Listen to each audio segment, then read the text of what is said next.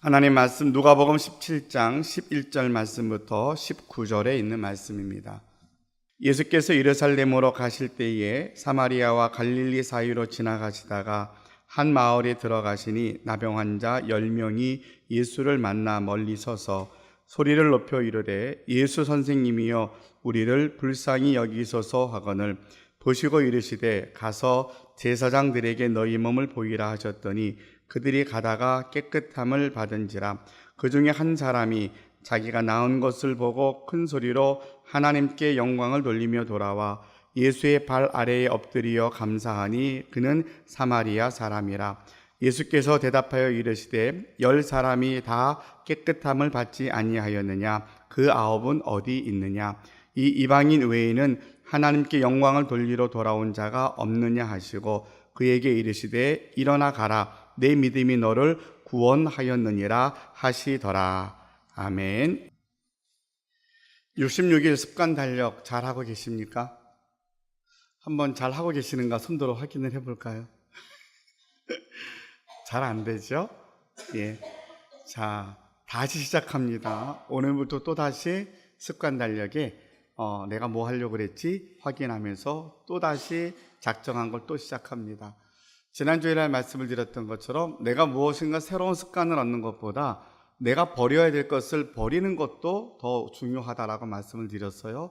내가 뭘 버려야 되지? 한 번 더 생각하면서 여러분들이 또 시작하는 겁니다. 작심삼일이 계속 이어지면 됩니다. 3일 하고 또 포기하면 또 다시 시작하고, 그래서 우리가 이 작업은 연말까지 계속 갈 겁니다. 연말에 가서 우리가 한번 66일 동안 한 2달 동안 같이 이렇게 계속 점검하면서 왔는데 내게 어떤 변화가 왔는가를 한 번 더 체크해보고 또 내 달라진 모습을 갖고 또 새해를 준비할 수 있으면 더 좋겠다라는 기대감을 가져봅니다. 오늘은 우리 지난 10월 한 달 동안 말씀 대축제를 했던 마지막 시간 성경 퀴즈 대회가 있는 날입니다. 그래서 우리 10시부터 아동부가 먼저 성경 퀴즈 대회를 진행을 했고요. 우리 오후 시간에도 성경 퀴즈 대회를 진행을 할 겁니다. 그래서 우리 아동부 성경 퀴즈 대회 하기 전에 잠깐 기도를 부탁을 해서 기도하러 갔더니 준비 시간이 조금 필요하다 그래서 저보고 한 5분 내지 10분 정도 시간을 주었어요. 그래서 그 시간 동안 아이들을 데리고 뭔가 좀 시간을 좀 이렇게 함께 했으면 좋겠다 그래서 아이들한테 로마서에 대한 이야기를 하다가 이 생각을 함께 전했습니다. 그리고 전하고 보니까 여러분들에게도 같이 이것을 나누는 게 더 좋을 것 같다 그래서 이야기를 전하려고 합니다. 아이들한테 물었어요. 야, 너희들 천국이 있다고 믿니? 그랬더니 아이들은 뭐라고 대답했을까요? 네, 있다고 믿었어요. 네, 여러분들께 한번 물어볼게요. 여러분 천국이 있다고 믿으십니까? 예, 천국이 있습니다. 그럼 천국은 어떻게 갑니까? 돈 주고 사서 갑니까? 아니면 선행을 많이 하면 갈 수 있습니까? 아니면 믿음으로 갑니까? 믿음으로 가죠. 우리 늘 찬양했던 그런 노래처럼. 자, 그러면 여러분들은 예수님을 믿으시지요? 예. 자, 그럼 우리는 예수님을 믿고요. 그 앞에 있는 질문이 천국은 있는데 천국을 가는 방법은 돈을 주고 사는 것도 선행을 하고 가는 것도 아니고 믿음으로 가는 거라고 우리가 그렇게 고백을 했어요. 그런데 나는 예수를 믿어요. 자, 그러면 여러분들은 다 이미 천국 백성입니다. 아멘? 왜 아멘 소리가 아까보다 조금 더 작아졌죠? 우리 앞에 있는 이렇게 쭉 순서대로 우리가 쭉 다시 그림을 그려보면 천국은 있어야 돼요. 천국은 있고요. 또 천국 가는 길은 믿음으로 가는 길이에요. 근데 우리는 다 예수님을 믿어요. 그래서 이 시간에 예수님을 믿어서 예배 드리러 나왔어요. 그러면 예수를 믿으면 천국 간다라고 성경에 쓰여져 있고 우리가 배웠고 그렇게 고백하니까 나는 이미 천국 백성인 게 확실해요. 자, 다시 한번 물어볼게요. 자, 여러분들이 이미 천국 백성인 것을 믿으십니까? 예, 그게 우리의 선물이에요. 근데 아이들이 여러분과 반응하고 다 똑같았어요. 아이들이 쭉 설명해서 가니까 맞는데 왠지 이렇게 명쾌하게 나 정말 천국 가 있습니다라는 것보다 뭔가 좀 불편하게 생각을 해요. 물어봤어요. 야, 왜 니네들은 분명히 예수님 믿고 예수님 믿으니까 천국 백성이라는 것을 분명히 우리가 배워서 고백을 했는데 왜 이렇게 마음이 편하지 않을까?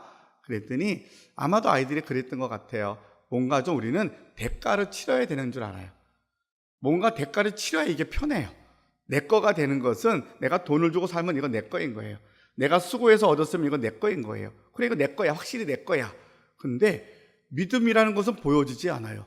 믿음이라는 것은 내가 대가를 치르지 않았어요. 그저 물론 열심히 교회 나온 것도 있고 헌금도 하고 봉사도 했지만, 그런데 이것 갖고 내가 천국 간다고?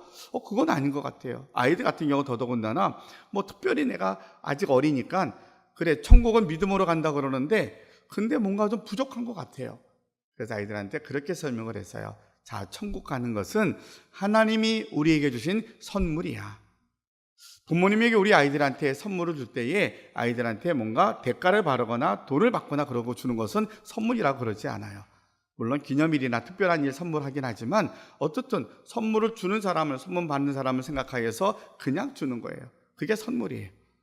우리가 받은 구원은 하나님의 선물이다.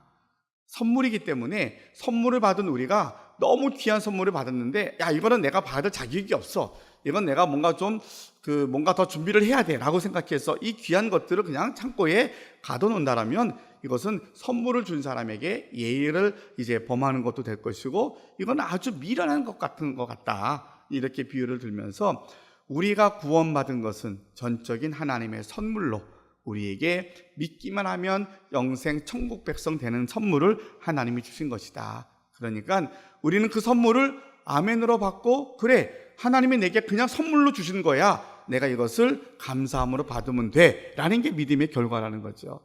근데 사람들은 이것이 너무 어려워요. 이게 되는 게 기적이에요. 저와 여러분이 이 자리에 있는 게 이게 믿어지고 되는 게 기적이라니까요. 사람들은 이게 용납이 안 돼요.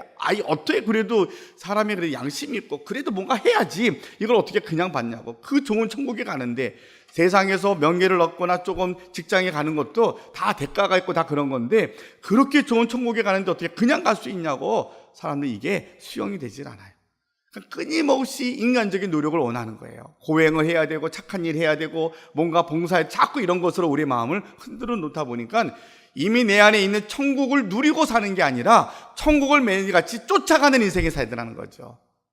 예수님 믿었는데, 예수님이 선물 주셨는데, 너무 큰 보화를 주셨는데, 이 보화를 우리가 갈고 닦아서 그 안에 평화를 누리고 그 안에 하나님이 주시는 축복을 누리고 감사하고 살아가야 될 이 역할을, 이 기능을 잊어버리고 우리는 자꾸만 하지 말아야 될, 안 해도 되는 일에 시간을 쏟고 있더라는 거죠. 계속 다른 곳에 나는 안 돼, 부족해 이러고 살더라는 거예요. 근데 로마서를 통해서 우리에게 주시는 가장 중요한 복음은, 천국은 있는데 천국 가는 것은 믿기만 하면 돼, 믿음으로 가는 거야. 믿음은 하나님의 선물이야. 어떻게 믿을 수 있느냐? 누가 전해줘야지 믿지요. 우리도 마찬가지로 100여 년 전에 그 미국의 그 탁월한 청년들이 예수님 믿고 그 불타는 열정 때문에 선교하겠다고 그래서 몇 개월 동안 배 타고 한국에 와가지고 그들이 순교하고 복음을 전해주었기에 오늘 우리가 복음을 들었던 거예요. 누군가 전해주어서 우리가 복음을 들었고, 이 복음을 받아들인 우리가 아멘으로 그것을 인정하고 고백하고 난 우리에게는 이것이 하나님의 선물로 다가오더라는 거죠. 지금은 너무나 편안한 시대를 살아갑니다. 우리가 경제적으로도 부강한 나라가 되었고, 물론 삶의 문제가 여전히 많이 있고 힘이 든 미래가 있긴 하지만, 그런데 우리나라 근 100년의 역사를 보게 되면 지금처럼 우리나라가 평안할 때가 없어요. 작년하고 올해만 비교하더라도 기도 제목이 달라졌잖아요. 작년에는 이때만 하더라도 계속 이 땅에 전쟁이 일어나지 말라고, 실제로 외국에 있는 분들은 그 나라 불안해서 어떻게 사냐고, 빨리 나오라고, 이민 오라고 막 그랬거든요.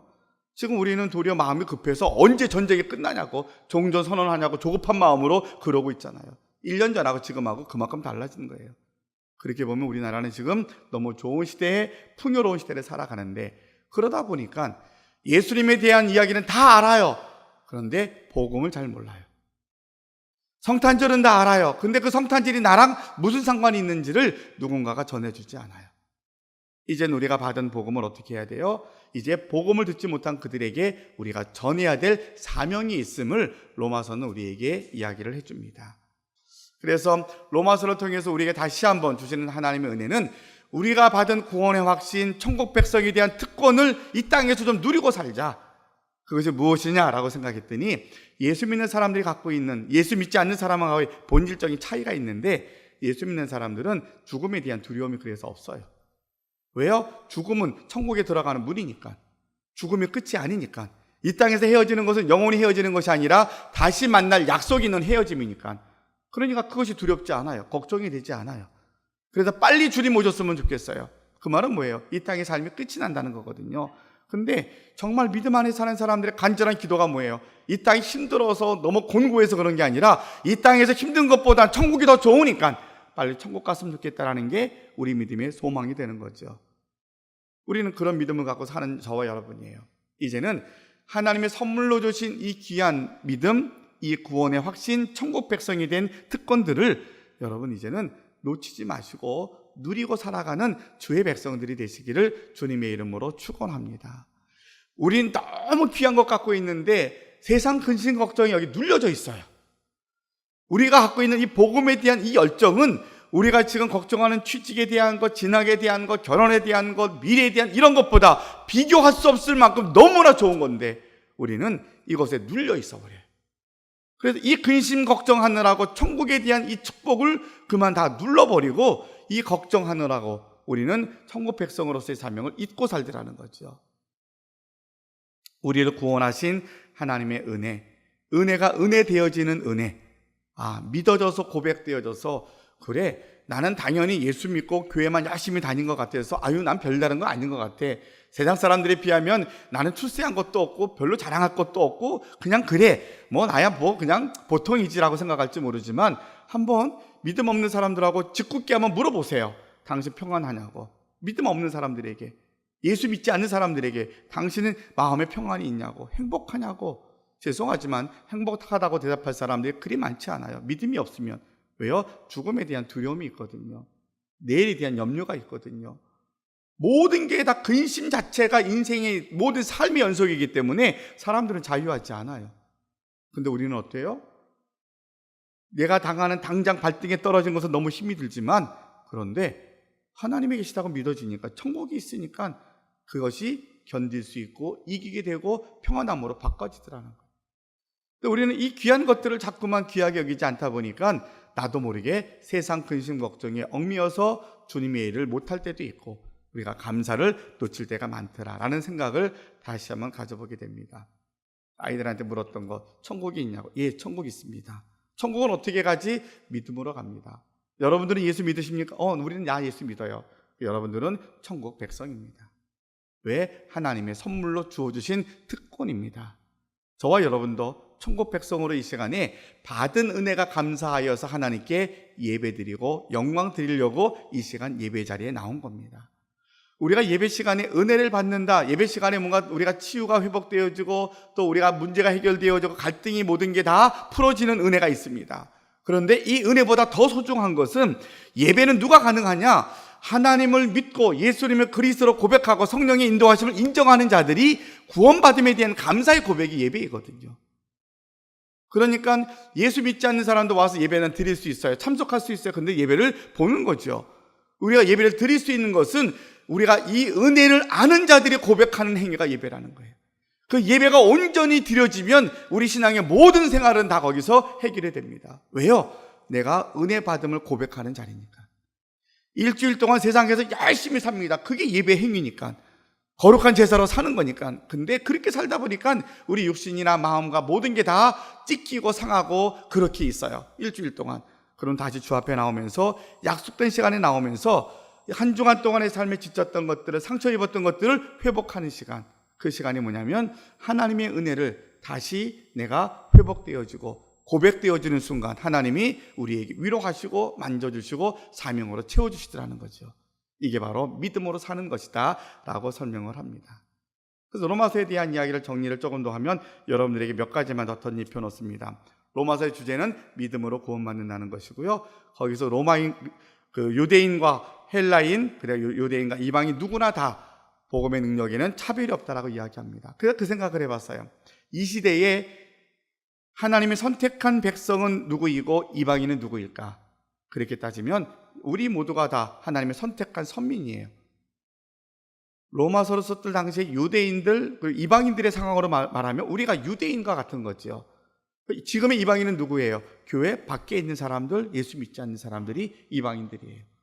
그러면 어떻게 적용이 돼요? 하나님의 나라는 우리나 밖에 있는 사람이나 동일하다는 거예요. 어떻게 해요? 누구든지 예수를 믿으면 구원받습니다. 믿음으로 구원받습니다라는 이야기예요. 자, 그러면 우리만 구원받은 게 아니라 밖에 있는 사람도 아직 구원받지 못한 구원받을 사람인 거죠. 그러니까 우리만 특별한 사람이 아니라 우리는 특별한 사람이에요. 그런데 교회 밖에 있는 사람들도 예비된 특별한 사람들이에요. 하나님이 구원할 사람이라는 거예요. 그러면 또 머리가 빨리 돌아간 사람은 그렇게 물어볼 거예요. 그럼 목사님, 교회 밖에도 구원이 있습니까? 뭐 이런 질문을 할 거예요. 지금 얘기하는 것은 구원 밖에 구원이 있다는 얘기하는 것이 아니라 하나님의 의는 교회 안이나 교회 밖에나 다 동일합니다. 그러면 어떻게 그러면 교회 안에 공동체를 말합니까? 말하면 믿음이 있노라 하면서 교회 밖에 있는 것이 사실은 정상적이지 않다라고 이해하는 게 맞다라는 거죠. 믿음이 있으면 교회 안으로 들어와서 공동체를 이루어서 하나님의 나라를 확장해 가는 것이 성경적인 교회의 모습이다라고 말합니다. 그러니까 그럼 우리는 어떻게 그러면 이해해야 됩니까? 우리는 천국 갈 사람이고 예수 안 믿는 사람은 지옥 갈 사람? 그게 아니라 우리는 이미 천국 간 사람이에요. 예수 믿었으니까. 아직 예수 믿지 않는 사람은 천국 갈 사람이에요. 우리가 어떻게 해요? 먼저 우리가 은혜로 구원받았고 누군가 나에게 복음을 전해주어서 예수 믿었기 때문에 내가 먼저 이제는 그들에게 복음을 전하는 거예요. 이게 사명인 거예요. 그렇게 해서 아직 교회 밖에 있는 많은 식구들, 내 가족들, 이웃들, 지역에 있는 식구들에게, 직장 동료들에게 이 복음을 전하여서 함께 교회 오게 할 때에 우리가 찬양하는 것처럼 정말로 우리가 구원을 받고 예배를 드리고 감사하는 마음이 생기면 하나님을 기쁘시게 하는 게 내 인생의 목적인데 언제 하나님이 춤추시고 기뻐하신다 그랬어요? 한 영혼이 돌아올 때. 한 영혼이 돌아오는 걸 보면서, 천하보다 더 귀한 한 영혼이 돌아오는 걸 보면서 하나님이, 예수님이, 성령님이 춤추시고 기뻐하신다 그랬어요. 먼저 예수 믿는 우리들은 그 일을 위해서 먼저 선택받은 사람인 거예요. 그러니까 하나님의 의는, 하나님의 구원의 역사는 교회 안에만 있지 않고 모든 인류 가운데, 이 모든 우주 가운데 하나님의 구원의 역사가 동일하게 움직이고 있다. 지금도 계속 역사하고 있다는 것을 우리가 이해를 합니다. 그러면서 바울이 그런 고백을 합니다. 내가 예수님 믿고 구원받았고 오직 복음만 위해서 내가 전도여행하며 고생을 하는데 내가 열심으로 주님 위해 사는데 근데 오라 나는 곤고한 자로다라고 고백합니다. 왜요? 예수님을 믿고 예수님을 사명을 따라 전도하고 그렇게 일을 하면 할수록 어떤 일이 생기냐면 마음에서 갈등이 생기는 거예요. 내가 알고 있는 율법과 내가 맞는 예수님과 성령의 인도하심을 따라 살기보다는 내 안에서 게으름과 악한 것과 내가 원치 않는 것을 자꾸만 따라 살더라는 거예요. 그런 육신의 마음의 심적인 갈등을 말하면서 오라 나는 공고한 사람이로다. 내가 할 수 있는 게 아무것도 없구나. 이렇게 고백을 합니다. 저는 이번에 로마서를 공부하면서 이 말씀이 마음에 많이 와닿았어요. 바울과 같은 대사도도, 바울과 같은 정말 주를 위해서 앞만 보고 열심히 일생을 쫓아갔던 그 사도도 자기 솔직히 고백하기를 나는 공고한 자라고, 내 힘으로는 아무것도 할 수 없구나. 매 순간 내가 살았다, 섰다 생각하면 넘어질까 조심하라 그랬는데 우리는 그것을 착각하고 사는구나. 나는 좀 은혜 좀 받고 내가 좀 힘이 생기면 그것 갖고 우리는 자꾸만 내 힘으로 살려고 그러더라고요. 힘들고 어려울 때는 오직 예수님만 의지합니다. 주님이 내 삶의 전부입니다. 그러고 살다가 내가 그 고비가 넘어갔어요. 그러면 내 밑바닥에서부터 뭐가 올라오냐면 나라는 게 올라와요. 교만이 올라와요. 그래도 내가 했지. 그래도 내가 했으니까 하는 거야. 내가 할 거야. 이런 거 생각하다가 또 하나님이 나를 건져주시고 살려주신 그 은혜의 자리로 가기보다는 결국 내 힘으로 가는 거예요. 점점 멀어지는 거예요. 힘들어서 교회 왔다가 조금 괜찮으면 핑계대고 자꾸 멀어지는 거예요. 바울과 같은 사람도 이렇게 매일같이 자기 일을 쳐서 복종시키고 나는 공고한 사람입니다. 주님의 도움이 필요합니다. 주님을 의지하고 살겠습니다라고 고백했다라면 예배드리는 우리도 이렇게 신앙으로 겸손한 자가 되어서 매 순간 나의 약함을 고백하는 자가 되어야 되겠구나. 우리가 매일 기도하고 은혜 받고 성령 충만했다고 해서 이것으로만 만족할 것이 아니라 내 자신을 돌아보는 지혜가 있어야 되겠구나. 여러분, 여러분의 믿음의 삶이 매 순간 선줄로 생각하지 않고 주님만 의지하고 주님의 도우심을 따라 살아가는 저와 여러분들이 되실 수 있기를 주님의 이름으로 부탁을 드립니다. 이게 우리의 노력이고 수고이더라고요. 우리는 이미 은혜 받았어. 이미 우리는 구원받았어요. 구원받으려고 노력하는 게 아니에요. 구원받은 자로 살아가는 것이 우리의 모습이에요. 그것은 바로 어떻게 하면 주님의 뜻 안에서 내 의가 아니라 하나님의 뜻대로 살아갈 것인가, 이것을 우리가 고민하며 살아야 되는데 이것이 바로 주님만 의지하는 것이구나. 그래서 기도가 더 필요하고, 그래서 한 번 더 예배 드려야 되고, 그래서 더 찬양하는 시간이 필요한 거구나. 이렇게 우리가 말씀 앞에 들어서게 되는 겁니다. 그러면서 바울이 이렇게 말합니다. 우리가 먼저 예수 믿은 것 같은데 우리가 믿음을 갖고 구원을 경험하고 성령을 체험하고 조금 자라보면 어떤 고백을 하냐면 내가 예수 믿은 것이 아니라 하나님이 나를 택해 주셨구나 라고 하는 택함에 대한 은혜를 깨닫게 됩니다. 내가 예수 믿은 거가 내 발로 교회 나온 건데, 선생님이 나 오라고 해서 교회 나온 건데, 옆에 나를 귀찮게 해서 교회 교회를 나와줬는데 믿음이 들어가고 나니까 교회 나와준 게 아니라 하나님이 나를 이끌어 주셨구나, 나를 택하셨구나. 근데 나를 택하신 은혜가 내가 믿어서 영생 얻고 천국 백성 되었다는, 이게 너무 그 무엇으로 바꿀 수 없는 그 놀라운 축복인데, 근데 그 귀한 복을 내가 받을 자격이 있을까라고 세상을 보니까 세상에는 우리보다 똑똑한 사람이 더 많아요. 출세한 사람도 더 많고요, 또 명예와 지위가 높은 사람이 더 많아요. 그런데 하나님이 아니야, 너는 내 거야, 여러분을 지명해서 내 걸로 삼으셨다는 거예요. 너는 내 거야. 그래서 너를 택하여서 하나님의 자녀로 삼으셨다는 거예요. 그게 은혜인 거예요. 자격이 되어서 내가 하나님의 자녀가 되었으면 우리는 할 말이 있어요. 그래도 나는 공부 좀 했잖아요, 그래도 나는 좀 이렇게 살았잖아요 라고 내가 머리를 들 만한 이유가 생기는데, 성경의 말씀으로 쭉 배우다 보니까 자격 없는 나를 하나님이 무조건적으로 당신의 섭리 속에 나를 택하여서 하나님의 자녀 삼아주셨고 너는 내 거라고 구원해 주었는데, 이것을 어떤 구원의 역사로 우리가 이해를 하냐면, 저와 여러분을 구원하시기 위해서 하나님이 독생자를 이 땅에 보내주셔서 십자가에 죽기까지 하셨다는 거예요. 왜요? 여러분을 구원하시려고. 이게 복음의 내용이고 십자가의 사랑이라고 말하는 거예요. 로마서는 그 다음을 이야기합니다. 그렇기 때문에 하나님과 여러분의 사이를 그 무엇으로도 끊을 수 없다라고 이야기를 해요. 내가 선택한 거는 내 감정에 따라 내려놓고요, 내 환경에 따라 포기하고 도망갈 수 있어요. 그런데 세상의 그 어떠한 환난과 핍박과 시험과 사탄 마귀가 여러분과 하나님의 사이를 끊을 수 없다라고 바울이 선언합니다. 왜냐하면 하나님은 당신의 선택함에 후회함이 없기 때문이에요. 하나님이 여러분을 선택한 거, 아이고 나 쟤 괜히 선택했어, 나 쟤 괜히 믿었어, 내 쟤 믿었다가 뒤통수 맞고 나니까 내 인생이 다 허무해. 우리 인생은 그러고 살아요. 믿었던 사람들에게 배신당하고요, 그것 때문에 마음 딱 닫아버리고 삽니다. 우리 사회가 전체적으로 왜 답답합니까? 그 상처가 있으니까. 배신의 상처가 있고, 사람들에게 상처받은 것 때문에 사람 믿지 못해요. 사랑하지 않고 사랑 주지도 않아요. 왜? 상처가 너무 크니까. 근데 하나님 뭐라 그래요? 아니야, 내가 너를 사랑하는데 나는 너를 버릴 수 없어. 왜? 하나님의 속성상 당신의 약속을 어길 수 없거든요. 하나님 뭐라고? 내가 너를 택한 것에 후회함이 없다고. 하나님이 저와 여러분 선택하시면 후회함이 없어요. 그래서 그 어떤 것으로도 우리는 하나님과의 관계가 끊어질 수가 없어요. 내가 아무리 도망을 가도 하나님 끝까지 찾아와 주시고 기다려 주셔서 우리를 다시 불러주시고요, 우리가 실패하고 완전히 무너진 것 같지만 하나님이 다시 건져주십니다. 인생은 끝이야 하라고 하는 그 자리가 하나님 만나는 자리고 하나님 부르시는 자리라는 거예요. 그래서 로마서는 우리에게 하나님이 택하시면 후회함이 없고 그 무엇으로도 우리를 끊을 수 없다 그럽니다. 여러분이 지금 어려움을 당하고 힘든 일이 있다 할지라도 걱정하지 마십시오. 왜? 하나님이 여러분을 지키고 계시니까. 여러분의 문제를 나보다 더 잘 아시기 때문에 하나님이 문제를 해결해 주시겠다고 약속해 주십니다. 그러면서 로마서 뒷부분에는 무슨 얘기가 나오냐면, 그래서 우리는 하나님의 자녀답게 살려면 어떻게 살아가야 될 것인가를 말해주고 있습니다.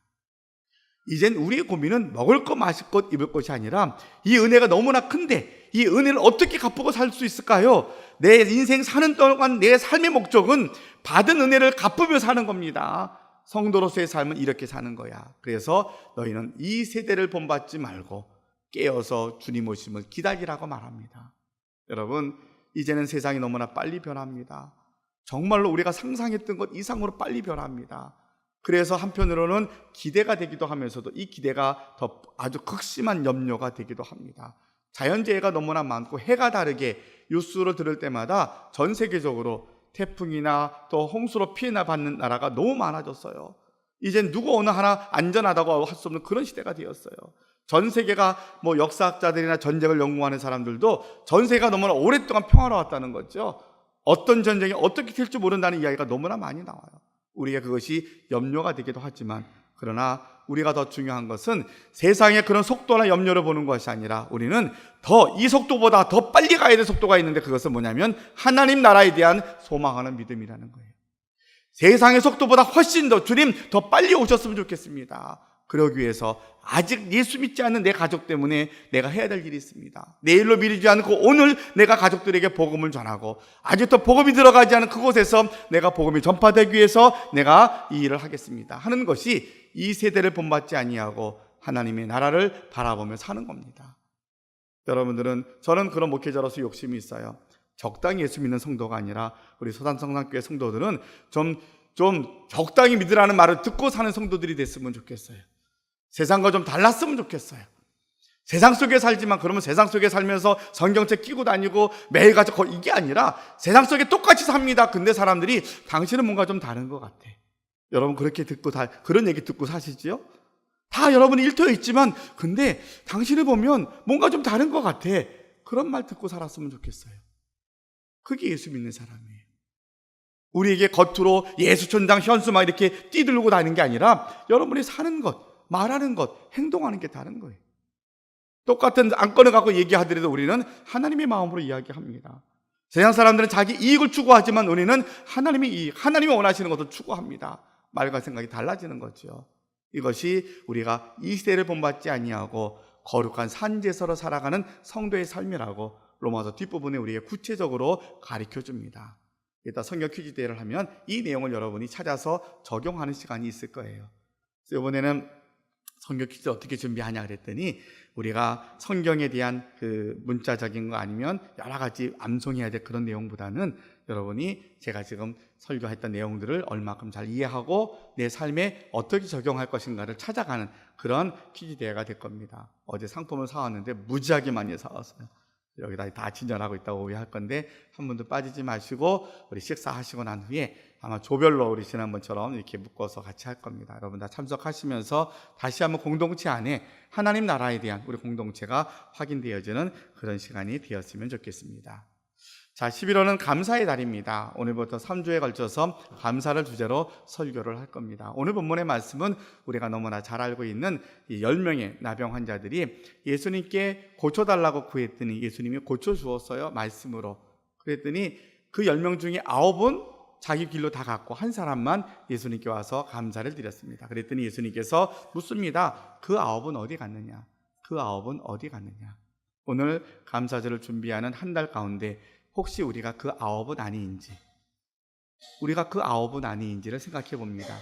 감사하지 않으면 어떤 일이 생길까? 왜 감사해야 될까? 우리가 적자 생존을 위해서 3가지 지금 쓰는 노력들을 하는데 제일 중요한 게 감사 쓰는 거잖아요. 근데 왜 감사가 잘 되지 않을까? 감사하지 않으면 우리가 어떤 일들이 생기는가를 생각하면서 우리가 2주간 후에 추수감사주일을 우리가 맞이하게 예배를 드리게 될 텐데, 이번 주하고 다음 주 그리고 다음 주 한 주간 동안에는 감사절 특별 새벽 기도를 할 겁니다. 감사를 준비하는 시간들을 가질 텐데 우리가 감사에 대한 이야기를 계속 한번 나눴으면 좋겠습니다. 어느 분이 그 작자 미상의 글 가운데 9명의 변명이라는 글이 있어요. 핑계가 있을 거 아니에요. 어떤 변명이었을까? 한 사람은 의사에게 가서 정밀 검사를 해야 되겠다. 내가 낫는데 이게 믿겨지지 않아. 그래서 예수님께 오지 않고 이제 의사를 찾아갔다는 거예요. 두 번째로는 다시 재발할 것인지 모르니까 며칠 더 두고 보자. 내가 낫긴 했는데 이게 순간적인 거가 조금 더 있다가 내가 확인하고 가자. 그렇게 핑계대고 주님께 안 왔다는 거예요. 세 번째로는 내 병은 본래 문둥병이 아니었나 봐. 내 병은 피부병이었으니까 이렇게 빨리 고쳐진 거야. 그리고 자기 집으로 갔다 그래요. 어떤 사람은 내 병이 나을 때가 되었구나. 그래서 내가 예수님을 굳이 찾아가지 않았어도 이미 나는 나았어. 그러고서는 자기 길을 갔다는 거죠. 그리고 또 한 사람은 병에 걸리기 전에 가졌던 이제 밭과 재산이 남아 있어서 내가 그걸 빨리 마음에 걸려서 찾아간 사람도 있다 그러고, 또 어떤 사람은 아마도 내가 병에 걸려서 내가 아내를 두고 왔는데 아내가 지금까지 남아 있는지 궁금해서 못 견뎌서 아내를 찾아갔다는 사람도 있고요. 또 어떤 사람은 예수님이 해주신 게 뭐가 있다고, 예수님 멀리서 그냥 너 제사장들에게 가서 그냥 너희가 보여주고만 했지 예수님께 해준 게 별로 없잖아. 내가 굳이 예수님께 갈 필요가 없잖아. 그래서 예수님께 가지 않았다는 거예요. 어떤 사람은 다른 유명한 랍비들도 이런 것들은 다 아마 할 수 있을 거야. 다른 랍비를 찾아간 사람도 있고, 그리고 어떤 사람은 예수님께 가기 전에 목욕하고 가야지 그래서 목욕하러 가서 아는 사람도 있을 거라 그래요. 이렇게 여러 가지 것들을 상상을 해보는 거예요. 그러면서 우리한테 한번 생각을 해봐요. 왜 우리가 앞부분에 제가 긴 시간 동안 구원에 대한 은혜, 우리가 믿어지는 게 정말 큰 은혜다 그러는데 왜 우리가 그 은혜 안에 머물지 못할까? 우리에게는 어떤 핑계가 있을까? 이유가 있을 거 아니에요. 그렇죠? 우리가 분명히 그 감사를 못하는 이유가 있을 건데 한번 그 이유를 생각해 보면 그런 부정적인 이유들을 우리가 하나씩 이렇게 제거하는 것도 감사를 준비하는 또 하나의 방법이겠다 생각을 합니다. 감사하지 않으면 어떤 일이 생기냐면 감사하지 않는 사람들은 하나님께 영광을 돌리는 삶이 되지 않습니다. 그래서 시편 50편 여러분 주변에 나와 있는 23절에도 보면 감사로 제사를 드리는 자가 나를 영화롭게 한다라고 되어 있고요. 고린도전서 10장 30절로 31절에도 만일 내가 감사함으로 참여하면 어찌하여 내가 감사하다는 것에 대하여 비방을 받겠느냐라고 바울이 고백하기도 합니다.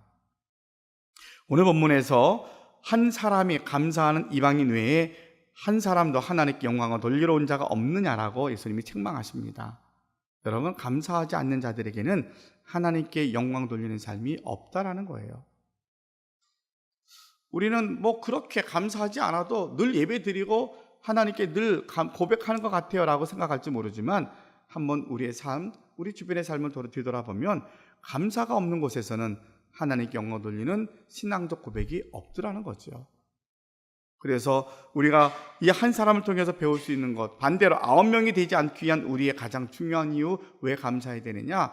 신앙적 고백, 하나님께 영광 돌리는 삶을 살아가기 위한 가장 기본적인 것이 된다라고 우리가 이해할 수 있습니다. 두 번째로 빌립보서 4장 6절에 보면 우리가 잘 아는 말씀 가운데 이런 말씀이 나옵니다. 아무것도 염려하지 말고 오직 모든 일에 기도와 간구로 너희 구할 것을 감사함으로 하나님께 아뢰라. 그리하면 너희 모든 지각에 뛰어난 하나님의 평강이 너희에게 임할 것이라고 말씀하십니다. 그래서 모든 기도와 간구를 감사함으로 하나님께 아뢰어라. 성경은 우리에게 뭐라 말씀하시냐면 감사가 없을 때에 기도가 막힌다라는 것을 가르쳐 줍니다. 감사가 없을 때 기도가 막히더라. 기도 응답이 됐던 많은 간증들을 보면 그 속에 감사가 있더라고요. 대표적인 게 다니엘의 기도 같은 경우에 다니엘이 조소에 도장이 박힌 걸 봤어요. 기도하면 너 사자굴 속에 들어갈 거야 라는 걸 알고 하나님께 기도합니다. 하나님 감사합니다. 그랬더니 사자굴에 잡혀가긴 했지만 근데 그가 살아납니다. 우리가 많은 일들을 신앙으로 살면서 왜 묶였던 것들이 자꾸만 이렇게 답답하고 해결되지 않을까라고 생각할 때에 우리가 하나 더 찾아갈 수 있는 것은 내가 먼저 감사가 회복돼야 되겠구나. 감사가 없는 기도에는 이것이 기도에 막힘이 있구나라는 것을 우리가 성경을 통해서 또 배우게 됩니다. 한 가지만 더 살펴보게 되면 오늘 이 한 사람이 받은 축복의 열매를 통하여서 우리가 배울 수 있는 겁니다. 감사가 없는 자들에게는 궁극적으로 그의 삶이 구원의 역사까지 가지 못하더라는 거예요. 10명 모두가 다 문둥병, 나병은 나았어요. 근데 9명이 다 자기의 핑계대로 다 뿔뿔이 흩어졌는데 한 사람만 주님께 찾아옵니다. 그에게 주님이 이렇게 말씀하십니다. 10사람이 다 깨끗함을 받지 아니하였느냐? 그 9은 어디 있느냐? 이 이방인 외에는 하나님께 영광을 돌리러 온 자가 없느냐? 라고 말씀하시면서 그에게 말씀하십니다. 일어나 가라. 내 믿음이 너를 구원하였느니라. 감사한 그에게 주신 또 하나의 선물이 뭐냐면 내가 구원받았다는 거예요. 이 구원이 뭐예요? 너는 천국 백성이 되었다는 얘기잖아요. 이 구원이 이 땅의 삶이 이제는 나병이 나은 것으로 인생이 끝나는 것이 아니라 나병으로 나았지만 또 살다가 언젠가 죽을 건데 그것이 인생의 끝인데 그 기회를 9명은 놓쳐버렸다는 거예요. 왜요? 감사하지 않았기 때문에. 감사할 때에 우리에게 주시는 약속된 가장 중요한 것은 하나님 우리에게 구원의 축복을, 천국 백성 되는 축복을 주시더라는 것을 오늘 이 사건을 통해서 우리에게 말씀을 해 주십니다. 여러분 모두는 이제는 감사를 억지로라도 찾아 쓰는 훈련을 하고 있고요. 감사가 우리 신앙생활의 가장 중심이 되어 있다는 것도 배웠습니다. 자, 그렇다면 우리 11월 한 달 감사절을 맞이하고 감사절을 준비하면서 여러분의 감사를 찾아서 써가면서 감사절을 준비하는 저와 여러분들이 되시기를 바랍니다. 잊어버리면 안 됩니다. 왜요? 감사하지 않았더니 어떤 일들이 생겼어요? 우리가 예수를 믿노라 하면서도 하나님을 영화롭게 하지 못하는 결과가 나왔고요. 감사하지 않았더니 기도가 막혀서 내가 구하는 것이 응답이 되지 않았고, 감사하지 않았더니 하나님이 약속하신 축복의 자리까지 못 가더라는 거죠. 그러니까 감사를 안 해도 되는구나 아니라 감사해야 되겠구나. 감사해야지 하나님이 축복 약속하신 것을 얻을 수 있겠구나. 이런 당위성을 가지고 우리가 감사의 자리로 여러분이 초대받아서 나온 것입니다. 이제부터 이제 조금 더 적극적으로 우리 감사절 동안 여러분 감사를 찾으시기를 바랍니다. 아주 평범하고 아주 작은 것부터 감사하시기를 바라요. 당연한 게 하나도 없어요. 당연한 게 하나도 없어요. 아주 작은 것부터 감사하면 이 감사가 역사를 바꿔놓는 능력이 될 줄로 믿습니다. 선교사님 이야기 하나 들려드리고 이제 말씀을 마치겠습니다. 매월마다 얼처가 되면 우간다에서 선교 편지가 와요. 제가 계속 이제 붙여놓기도 하고 아직 안 붙여놓은 것도 있는데 어저께 설교를 준비하다 메일을 확인하다 보니까 우간다에서 김정구 선교사님 11월 선교 편지가 왔더라고요. 쭉 읽다가 이번에는 같은 내용들이 있네. 제 마음에 와 닿은 것이 있었어요. 어떤 내용이 있었냐면 선교사님이 우간다 김정구 선교사님은 제가 2004년도에 우간다 가서 갑자기 선교지도 보았고 그 당시에는 선교사님이 그 선교센터 안에서 안정적인 선교시설에서 신학교 사역을 주로 하셨어요. 근데 이 학생들이 한 10년 동안 배우고 나서 아프리카 각지로 콩고, 수단 이쪽으로 다 흩어지고 나니까 이 교장 선생님의 생각이 야, 내가 여기서 얘네들 가르칠 게 아니라 제자들을 쫓아다니면서 가르치겠다고 거길 나왔어요. 그래서 본인이 지금 있는 데는 지금 아프리카의 가장 어려운 지역이 난민들이거든요. 내전 때문에 수단이나 콩고 지역에 난민촌들이 굉장히 많이 만들어진 것 같아요. 난민촌 쫓아다니면서 이제 신학교 사역을 합니다. 그 학생들이 어떻든 복음을 듣고 훈련받은 사람들이 가는 데마다 예배를 드리고 교회를 세우는 거예요. 그래서 가는 데마다 이제 그 난민촌에 있는 학생들 모아다가 신학 공부를 하고 몇 시간 옮겨 다니면서 신학 교육을 하는 거죠. 거기에 난민들 보면 다 필요한 게 많고 힘든 게 많은데 그래도 감사한 게 난민들이 할 일이 뭐가 있게 시간이 많잖아요. 그래서 교육하는데 시간이 많아서 좋다 그러더라고요. 그냥 난민들이 와서 공부하는 거예요. 열심만 있으면. 근데 그렇게 공부하다가 이 사람들이 훈련되어져서 자기 마을로 들어가서 선교를 하고 있는 그런 상황입니다.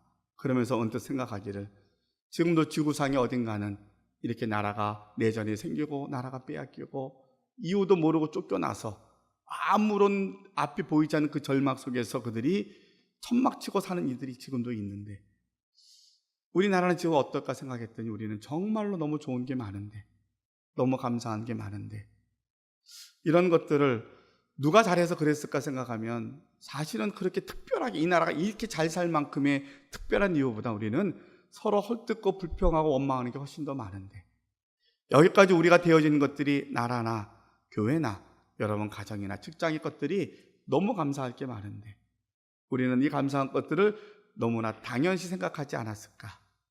너무 당연히 생각하지 않았을까? 여러분 세상에는 당연한 게 하나도 없어요. 우연도 하나도 없고요. 그렇다면 이런 것을 우리가 조금 더 다시 믿음의 눈으로 보면 감사할 게 너무 많죠. 이것을 한번 써내려 가시기를 바라요. 10가지, 100가지, 몇백 가지가 되면 어때요? 하나씩 다 써보자고요. 다 써내려 가서 우리는 그 9이 어디 있느냐고 물을 때 우리는 한 사람도 그 9에 안 들어갔으면 좋겠어요. 우리는 그 한 사람, 이방인이었지만 예수님께 와서 감사함을 엎드려 고백했던 그 한 사람이 되어서 우리의 감사가 능력이 되고 우리를 통해서 하나님의 더 큰 일을 행하실 것을 기대하면서 여러분의 남은 생애를 주님 앞에 드릴 줄 아는 또 드릴 수 있는 이 기회를 놓치지 않는 저와 여러분이 되시기를 주님의 이름으로 축원합니다. 기도하겠습니다. 사랑의 아버지 하나님 감사합니다. 저희들이 지난 한 달 동안 성경 통독하느라고 열심히 달려왔고요. 그리고 오늘 성경 퀴즈데이를 준비하면서 로마서 말씀을 또 듣습니다. 수십 번도 더 들었던 말씀입니다.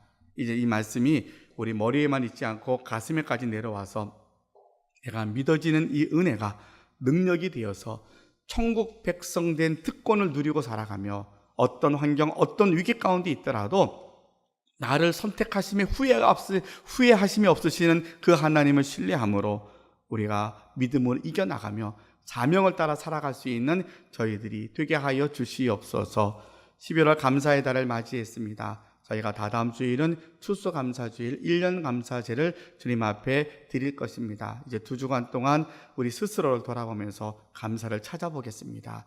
주님, 우리가 함께 말씀을 드리면서 우리 마음에 와닿던 것들 놓치지 말게 하시고 하나씩 하나씩 감사를 찾아가면서 이 감사가 내가 남은 생애를 어떻게 살아갈 것인가에 대한 사명으로, 결단으로 이어지는 축복의 통로가 되게 하여 주시옵소서. 예수님의 이름으로 기도하옵나이다. 아멘.